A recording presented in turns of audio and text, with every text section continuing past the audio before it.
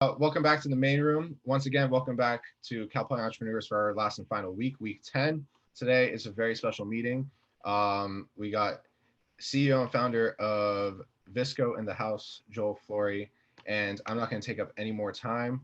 We're just going to hop right into it. Today, we're going to be doing a Q&A, give all of you the opportunity to ask questions about whatever it may be. So the way we will do this in an organized fashion, if you have a question, drop it in chat, even if it's a follow-up, and I will call on you and you can unmute and ask yourself. So yeah, we're gonna get started. Any questions? I think it's pretty just Q&A. I think we should have Joe actually tell us a little bit about kind of the founder story, how he came to found VSCO, just to kind of kick it off and give us all maybe get those questions sparking. 100%. We already have a question in chat, but let's do that. Yeah. So Sierra Madre Tower 4 started out as, started out in electrical engineering, lasted in that for a year, realized it was definitely not what I wanted to do, switched over to IT, enjoyed it, and I think had some actually really strong entrepreneurs. Dr. Abidia, who was the head of the program, had started a couple hundred companies at that point and was like this serial entrepreneur. It was crazy. And kind of really always had a bug with that, and started a club on campus, the Cal Poly Consulting Association. I think kind of right out of college, I took a job as a consultant, but actually never went to it. It was a deferred. Had met a woman end of my senior year, moved up to Seattle, and we were dating, got engaged in Seattle. I quit the job before I ever started.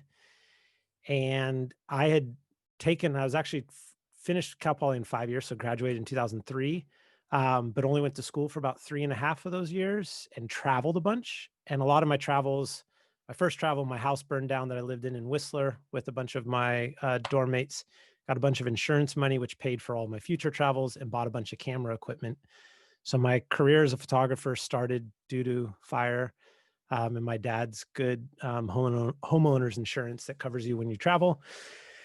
And so I started selling photos at Linnea's and some other coffee shops in town, and started a career as a photographer.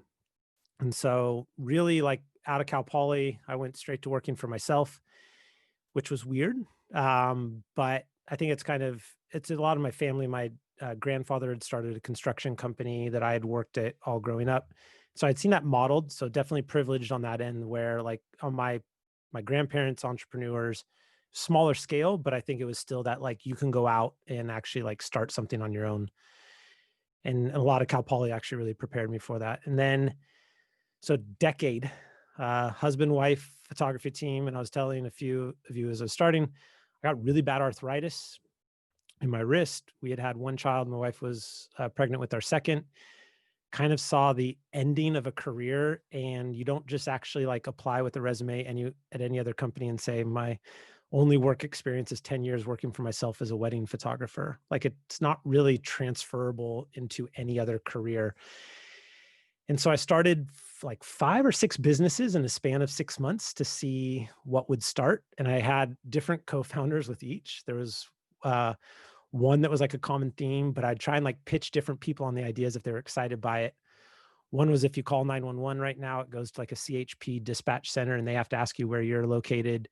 That got shut down by the FTC because what we did is we actually use your geolocation to direct you to the actual 7-digit local 911 dispatcher. But that can't be privatized. So we were no longer able to do that. We built a commercial real estate engine, kind of like the MLS for residential. Nothing exists except for LoopNet, which is actually still a good idea if anyone's interested in real estate. And there was a few others. It was online baby stuff and shopping. And I'm trying to remember. Oh, Shiftaroo was one where, for any of you that are working in a job where you're you walk in and there's a bulletin board and someone wants to trade a shift, or you spend a lot of time calling people trying to trade shifts. We built an SMS, you build a certain parameters, and if you want to trade a Wednesday 7 p.m. shift, it would send out a text to anyone possible to do that. They would accept it, and then it would go to the manager for approval. which is also, there's been a few startups since that have actually gotten some solid funding. But that was a good idea. But the advice that I got from another friend was, what do you feel you're uniquely qualified to do? Like, what does your life experience set you up for? What are you so passionate about that when everything goes wrong, you will still want to wake up and do it, even if it's not about the money or any of that? And that was really around creativity, photography. I'd share this story. It's a bunch online, but my mom was an immigrant to the States. And like my entire childhood was like looking at art and looking at galleries, because my mom would say, no, I don't own a scrunchie or hydro. I do own a hydro flask. My daughter's on scrunchies. I saw that. And then, but my mom would take us to galleries and say, like, what is this person trying to tell you about their world? Obviously, your perspective is one of billions in this world. What is this artist trying to tell you about their world? And she'd always encourage me to see the world through someone else's eyes. And that was really the vision behind VSCO. And my co-founder, Greg, was an art director, designer. He'd also did a lot of nonprofit work. And that was our passion. Like, we actually wanted to build a community for creatives where they could be who they are, without pressure and anxiety, and not kind of being about necessarily like the actual making the money part, or even kind of the keeping up on the social side. So that was the premise. And it's crazy. It's a decade, literally, like we're right at a decade now from VSCO. And on one end, if you'd asked me where we are now, would I ever have dreamt it? I always dream big, but I probably would have, I'd tell you yes, but the reality is probably no. Like, I think it's pretty crazy. I pinch myself. And yeah, so that's kind of the speed, which is crazy because it's been over 20 since I Paul. And I feel it. But it's definitely, I love it. I enjoy it, and encourage more entrepreneurship. So I'll pause there and we can start rolling. I saw a bunch of questions flowing through. Sweet. All right. That was a very great introduction. I think that's a lot to go off of. So I'm going to start off calling on y'all. So Edward, go ahead, unmute yourself and shoot. Hi. First of all, thank you for coming in. I think we all appreciate it.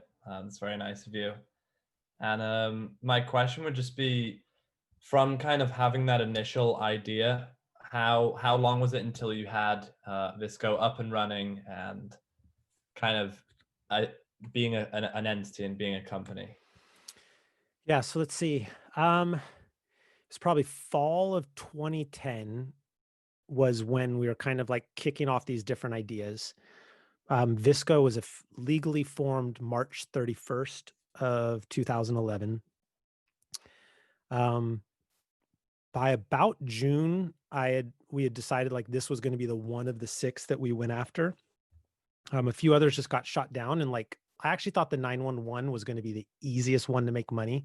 Like, we built it in like 2 weeks and it worked and it saves lives. And I thought it was like a slam dunk, until it was like legally like, no, you cannot privatize this and you cannot register it. As I took it to lawyers and they're like, you can't do this. I was like, shit. So VSCO, the other part I'd say is like my co-founder and I, we're not technical, and I couldn't convince my one friend that was an engineer to join us at that point, because he had just taken a new job. So we're kind of out of luck too. Like, no one would give you money to non-technical co-founders that are creative, that have never worked anywhere for any of the big tech companies.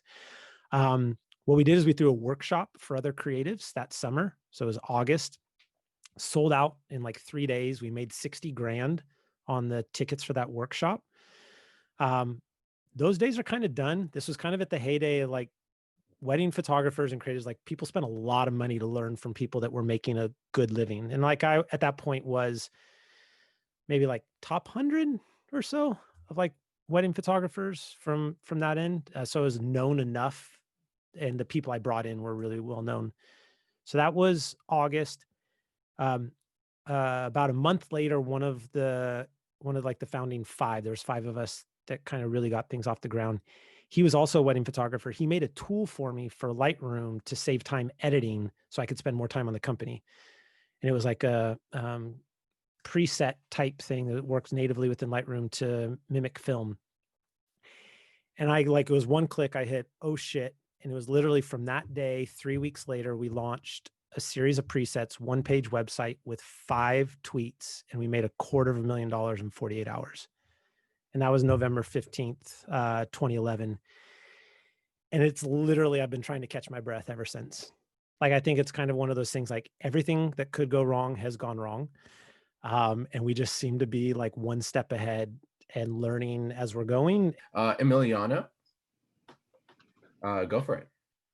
Yeah, so I'm actually disconnected, so I can't see what my original question was, but I think I can paraphrase it the same way. So, but I think you might have touched on it briefly. So, do you think that there are any problem, or what do you think are the current problems that still surround like the creative community today?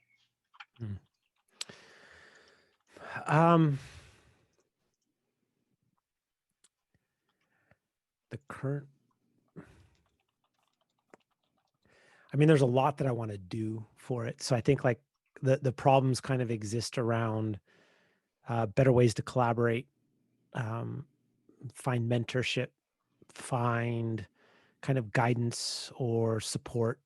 And I think like ultimately we think of like, even though VSCO as a community, we think about it ultimately as communities, and like, can you find your community of people? And so I think in a large part, no one's really tackled that. And I would love to like do a lot more on that front. So, yeah.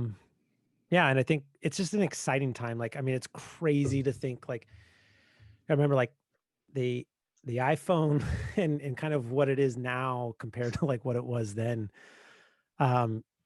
is like such a powerful device. And even the iPad, you can do so many amazing things. And so I think like we actually have like, we're going to launch over the next 3 weeks more features than like previously we would have launched in a year.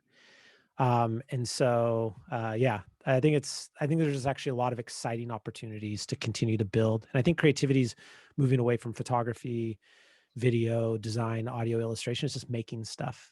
And like, how do you express yourself more freely? And so, I think there's a lot of unique opportunities, and I'm excited for that.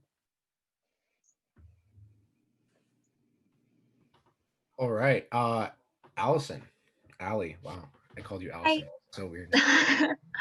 Well, first of all, thank you for coming. I had one question. What were some of the biggest obstacles you faced while creating VSCO? I know you mentioned a couple briefly, something about like fraud and also just like gaining fundraising and things like that. But can you touch a little bit more on what you struggled with in the beginning and also just going through the process?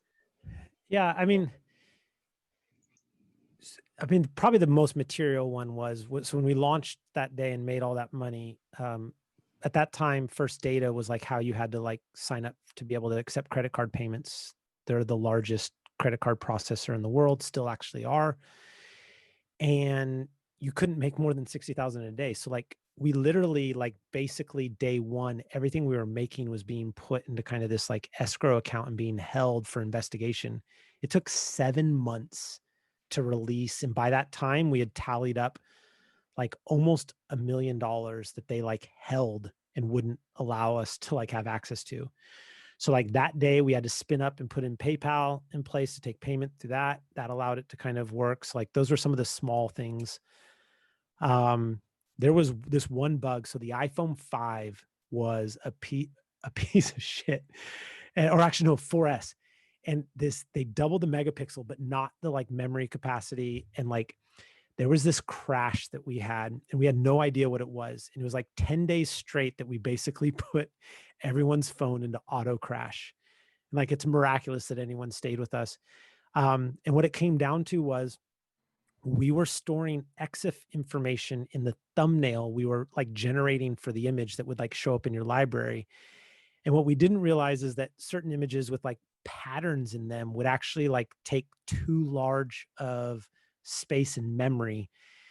And it was the most random way that someone on our team, it was actually our office manager that found the bug and received the hugest like bounty. But like literally, like we had our investors saying like, is your company done? Like no one could open the app. No one. Like you try to open it, auto crash. And like everyone, it was so bad. So now we have a much more like robust testing process, and we roll out to a percentage of users in this certain country, and like nothing's ever left to kind of like a chance like that. Like no bug could like crash us that way now. But man, that was scary and almost ended the company. That's terrifying. Yeah. Alistair, go for it. Awesome. Thanks for being here, Joel. It's great to have you. I like what you said about, building something that you can sell, because I think a lot of people maybe don't ask that question first when they're thinking about starting something.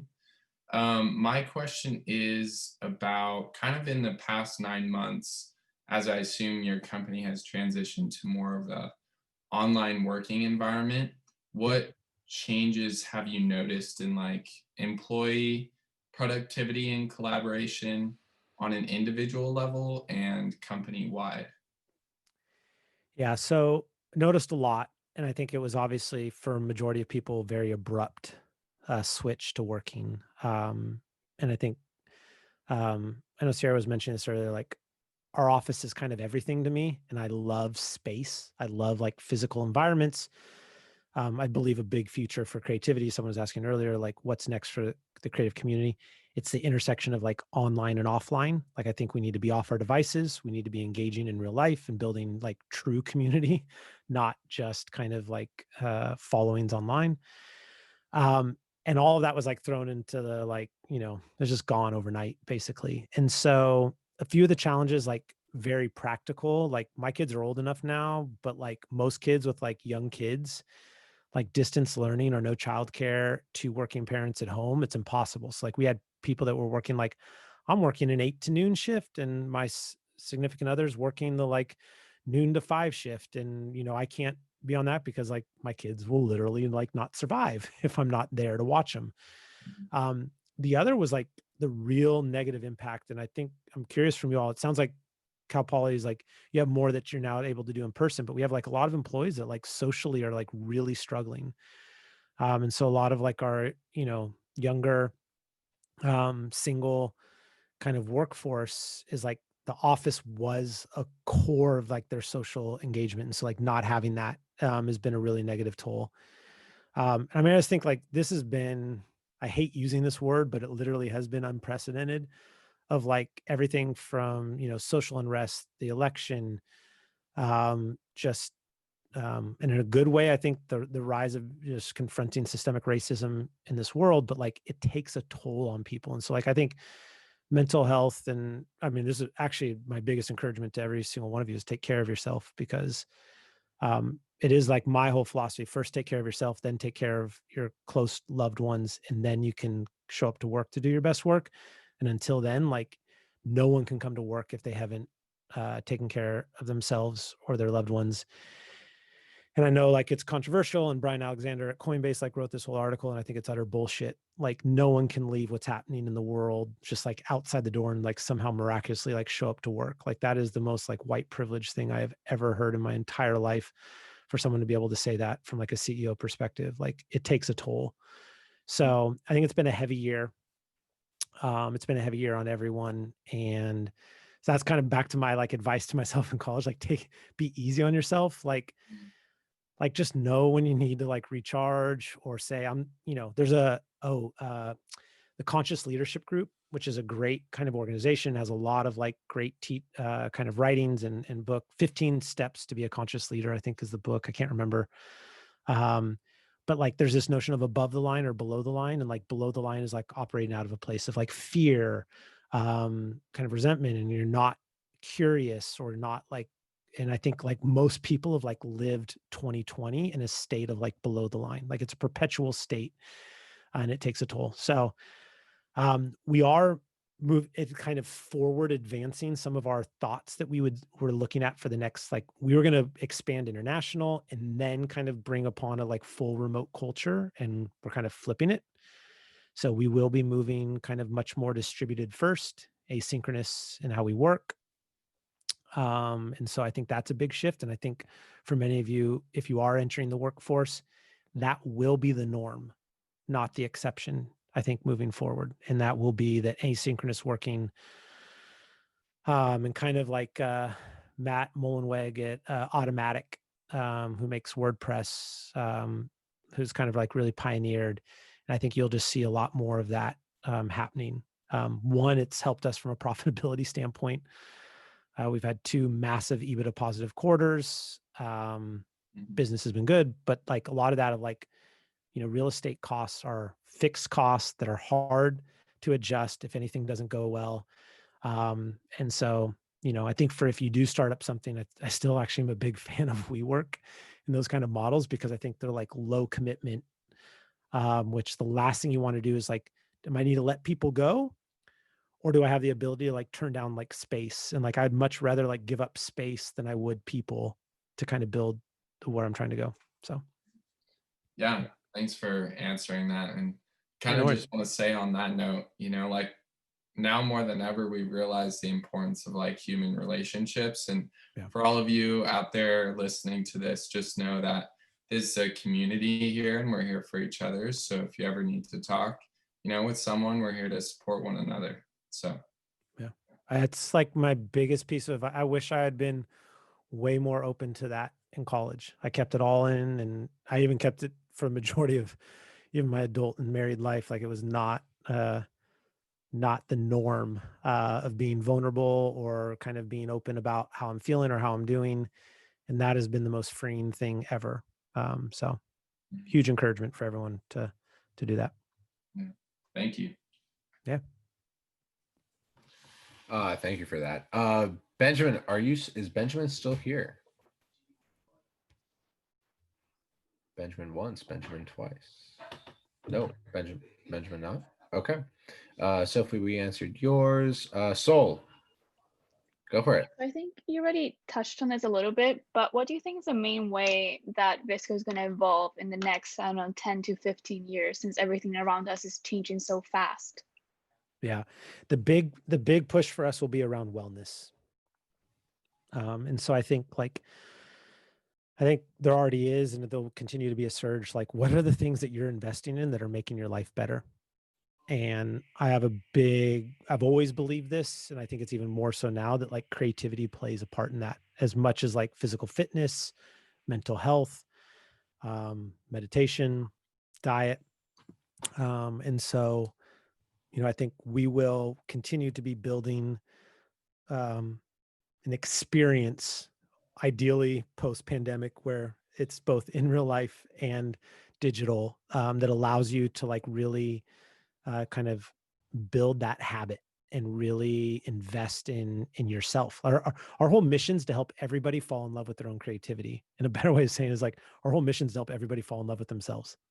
Like literally, like, you are worth it. You are worth investing in. You are worth spending time on. You don't need to do it for anyone else. Like, VSCO should not be a place that you do anything for anyone else. VSCO should be all about like, I'm here for myself. And probably the only thing that I loved out of there's a few things, but like out of the whole VSCO girl meme, there was a sense of like ownership from those that actually self-identified as like, so what if I am? And like, to that end, like, I loved it. Like, I think that was like, owning being memed in a way of like, I don't care what you actually think of me. So like, fuck off, is I think a great mental state to be in. And I hope like more people actually feel that about themselves, where they can be confident in who they are. Now, on that meme, I do not want everyone, like, that is not what VSCO is about. That is not why we created it. And it's not for everyone to like, fit the mold and kind of like fit that stereotype. That's not what's on VSCO, but like that sense of like, caring about yourself. And then I think ultimately, once you've cared about yourself, you're empathetic about caring about others. Because I think for you to truly care about yourself, like, you want to do that for others. And so our whole core value is be you. And with that, like, in order for you to be you, you also need to provide the space for others to be who they are. And if you can walk through life doing that, it's kind of seeing the world through other people's eyes. That is our long-term vision, which is a world in which differences are celebrated. And I know it sounds cliche to kind of say of making the world a better place, but like, that's why we started it.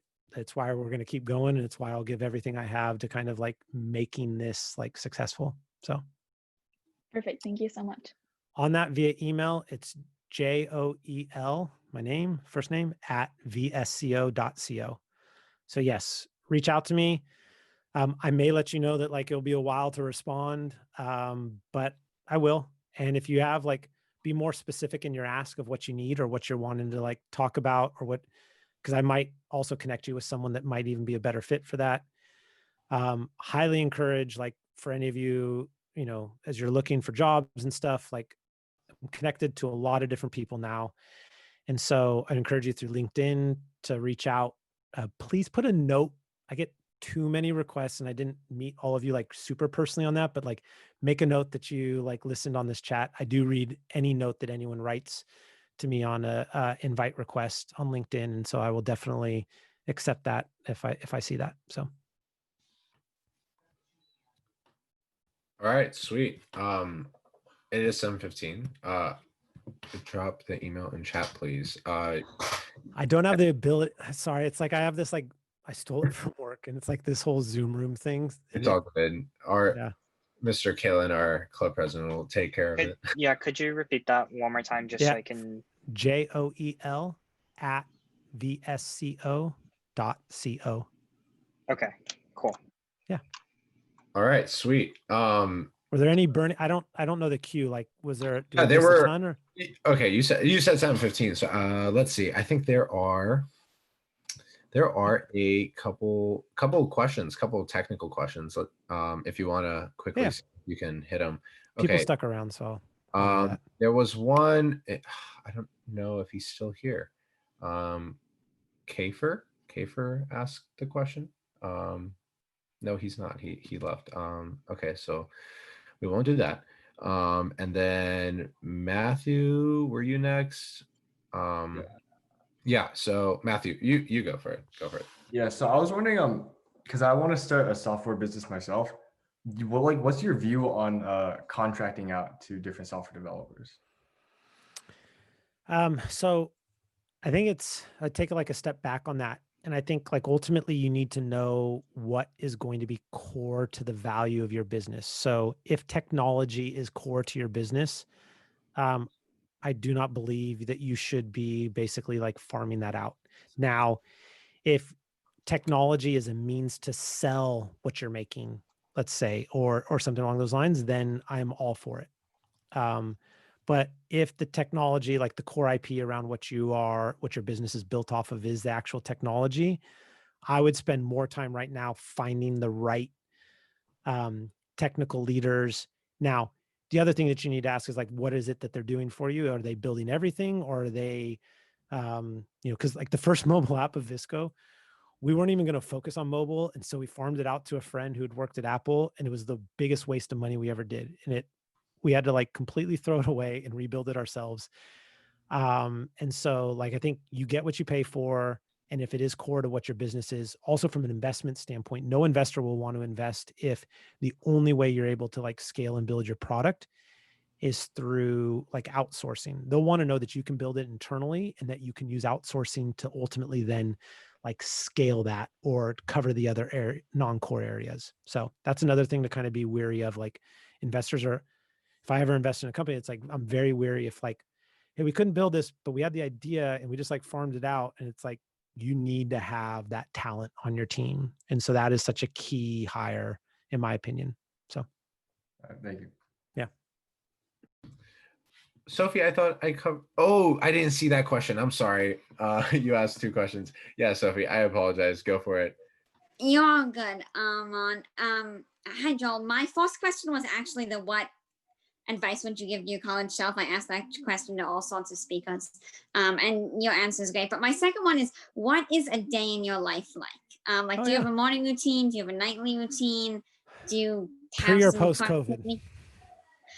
That's a very good question. I'll give you both, because the post COVID is boring. But it's decent. Okay, so pre-COVID, up every Monday through Friday. So like I break my time into this. The mornings are mine.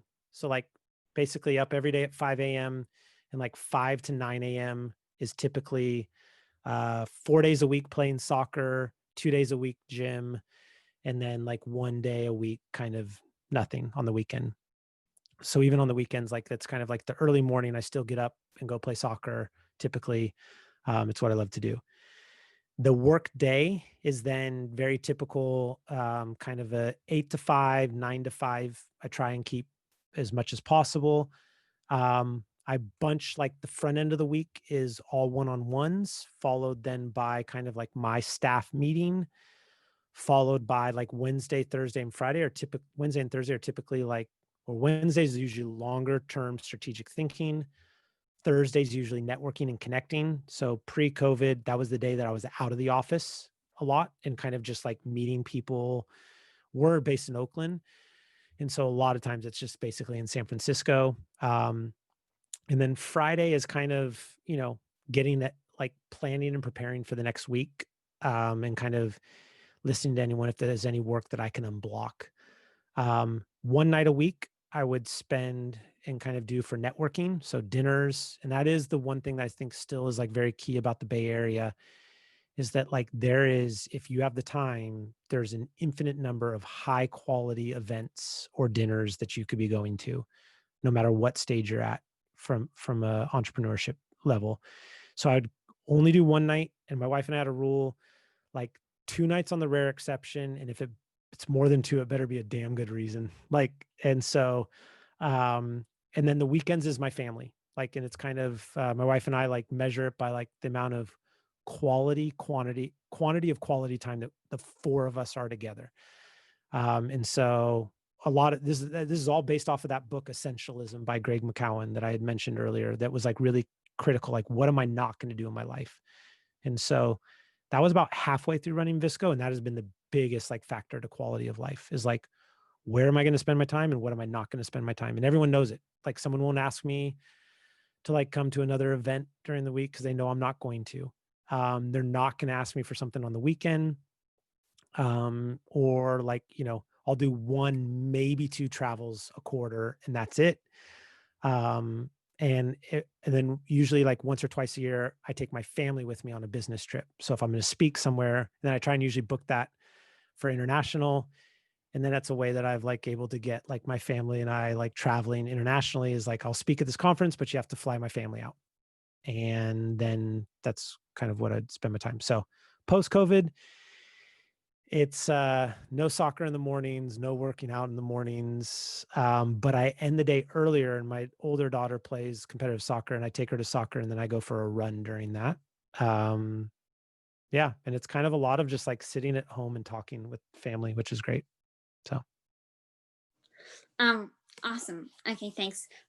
Quick follow-up.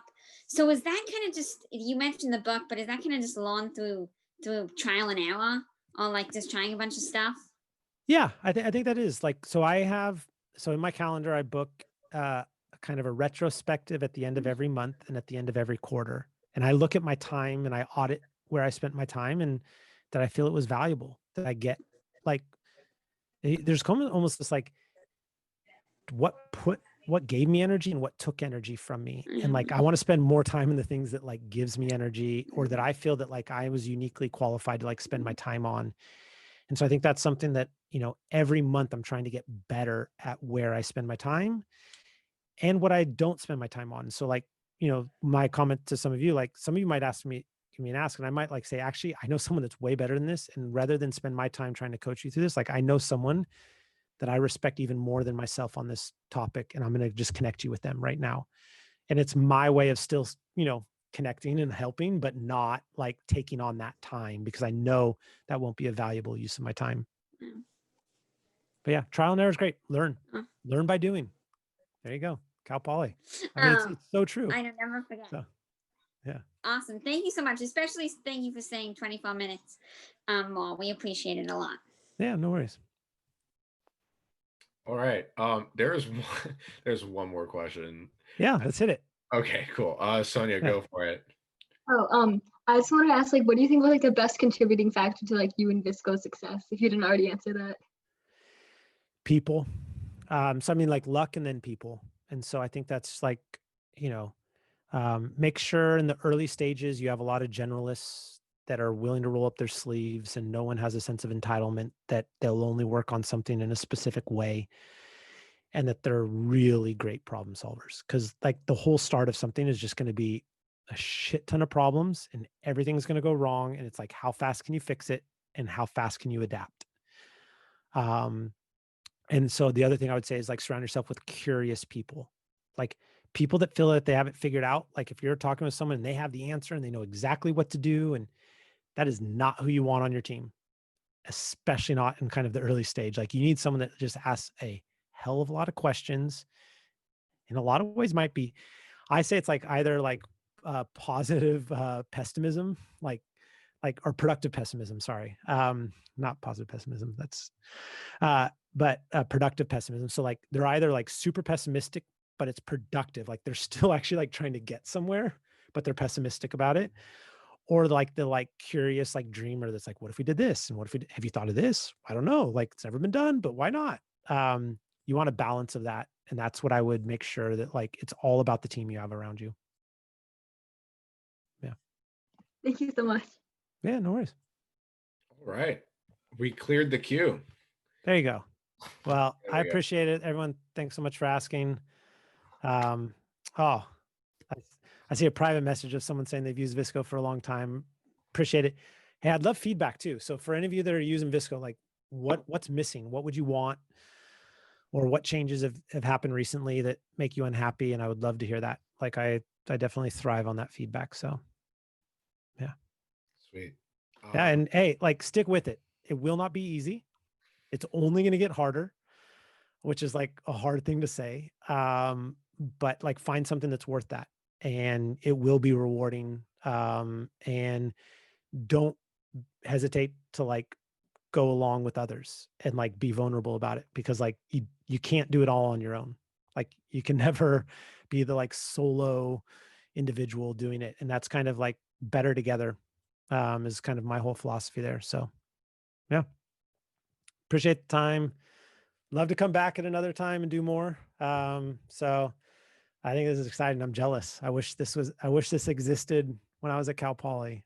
So definitely take advantage of it and like, soak it up. So college is a great time. Thank you so much for everything and answering all the questions. That's awesome. Yeah, everyone, again, you can rewatch this if you would like to on our YouTube channel. Check that out. And yeah, that's about it. I mean, we are done here. So have a great rest of the week, everyone. I really hope to see all the new faces again next quarter. And yeah, have a safe and good, fun Thanksgiving as much as possible.